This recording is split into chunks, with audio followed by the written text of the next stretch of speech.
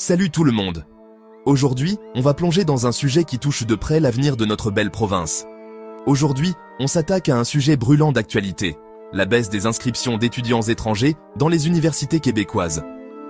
C'est un phénomène qui a pris de l'ampleur ces dernières années et qui inquiète de plus en plus. Et oui, vous avez bien entendu, le Québec, reconnu pour son système d'éducation de qualité et son ouverture sur le monde, fait face à un défi de taille. Les universités québécoises, autrefois des phares d'attraction pour les étudiants du monde entier, voient de leurs salles de classe se vider peu à peu. Mais pourquoi cette baisse soudaine? Qu'est-ce qui a changé pour que le Québec perde de son attrait auprès des étudiants internationaux? Quelles en sont les causes? Est-ce une question de coût, de politique, ou peut-être de concurrence avec d'autres destinations éducatives? Et surtout, quelles conséquences pour le Québec? La baisse des inscriptions pourrait avoir des répercussions économiques et culturelles importantes. On décrypte tout ça ensemble. Alors, restez à l'écoute. Nous allons explorer les différents aspects de ce problème et voir comment le Québec peut réagir pour inverser la tendance. Le Québec a toujours été une destination prisée par les étudiants étrangers.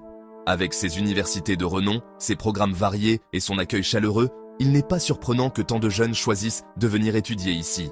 Ils sont attirés par la qualité de l'enseignement, le coût abordable des études et la vie culturelle dynamique. Les festivals, les événements sportifs et la richesse historique de la province sont autant d'attraits qui rendent l'expérience étudiante unique. Mais voilà, depuis quelques années, le vent a tourné.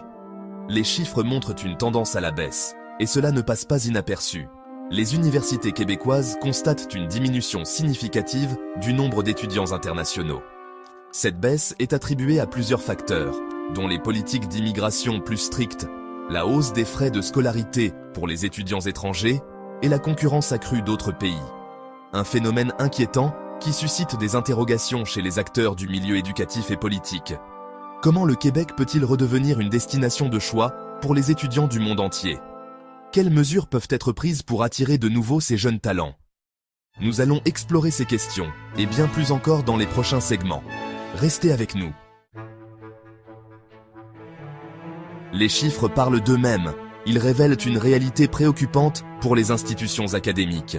Prenons l'exemple de l'UQAR, l'Université du Québec à Rimouski. Cette université, située dans une région pittoresque du Québec, a longtemps été un choix populaire pour les étudiants locaux et internationaux.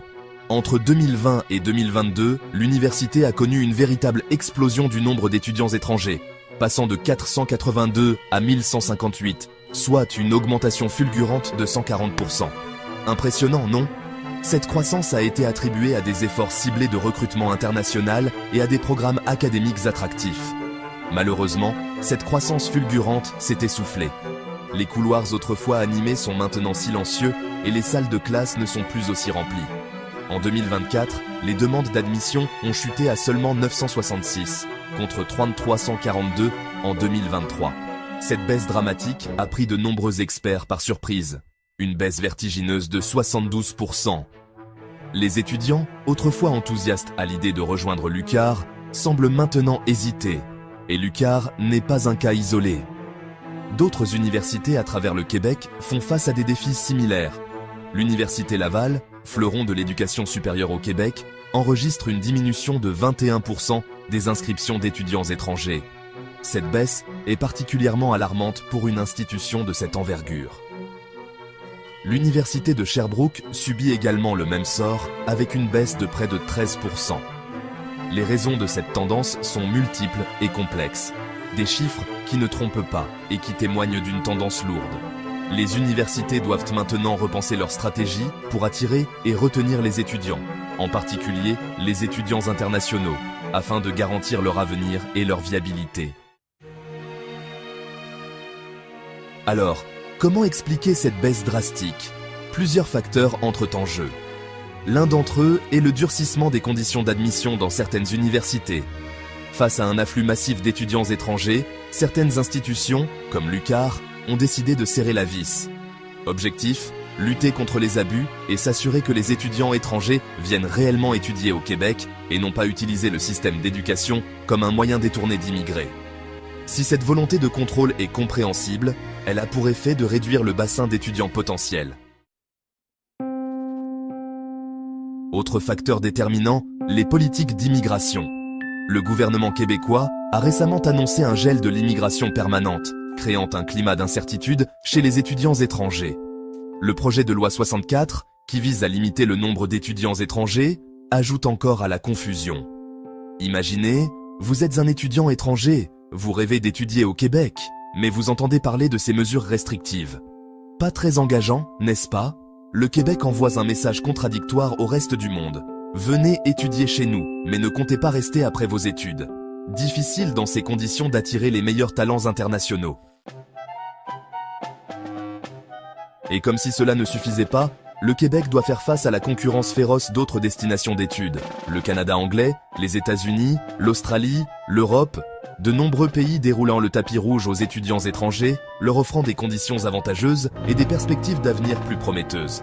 Face à cette compétition acharnée, le Québec doit se remettre en question et se démarquer s'il veut continuer à attirer les étudiants internationaux. La baisse des inscriptions d'étudiants étrangers a des conséquences importantes, tant sur le plan économique que culturel. Cette diminution affecte non seulement les universités, mais aussi l'ensemble de la société québécoise. D'abord, les universités québécoises perdent une source de financement non négligeable. Les établissements d'enseignement supérieur dépendent en grande partie des frais de scolarité payés par les étudiants étrangers pour financer leurs programmes et leurs infrastructures.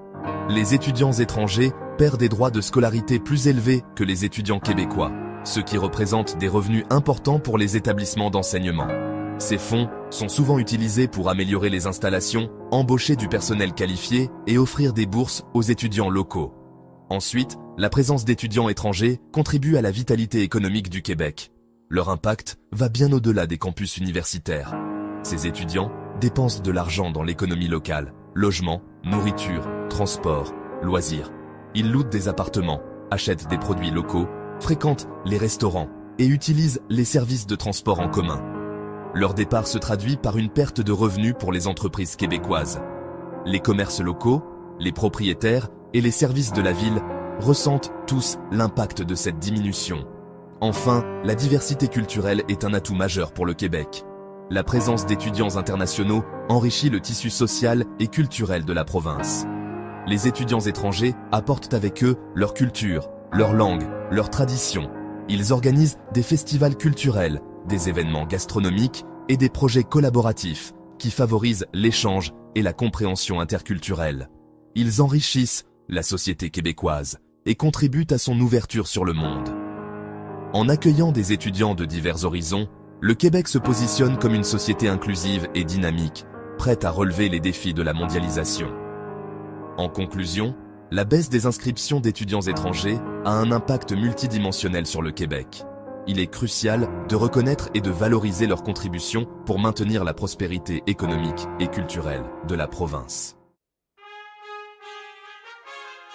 Face à ce constat alarmant, les recteurs des universités québécoises tirent la sonnette d'alarme.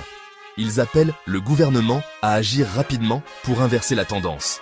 Parmi les solutions proposées, l'abandon du projet de loi 64, la mise en place d'une politique d'immigration plus cohérente et plus accueillante pour les étudiants étrangers et un meilleur accompagnement des étudiants dans leur démarche d'immigration. Les recteurs insistent également sur l'importance de mieux faire connaître le Québec à l'étranger et de valoriser ses atouts, la qualité de son système d'éducation, son coût de la vie abordable, sa sécurité, sa culture.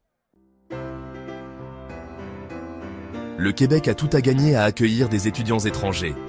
Ils sont une richesse pour la société québécoise, tant sur le plan économique que culturel. Il est temps de le reconnaître et de mettre en place des politiques qui favorisent leur accueil et leur intégration. L'avenir du Québec passe par son ouverture sur le monde. Ne l'oublions pas. La baisse des inscriptions d'étudiants étrangers est un signal d'alarme pour le Québec. Il est urgent d'agir pour inverser la tendance et faire en sorte que le Québec redevienne une destination de choix pour les étudiants internationaux. L'avenir de l'enseignement supérieur québécois en dépend. Alors, qu'attendons-nous ?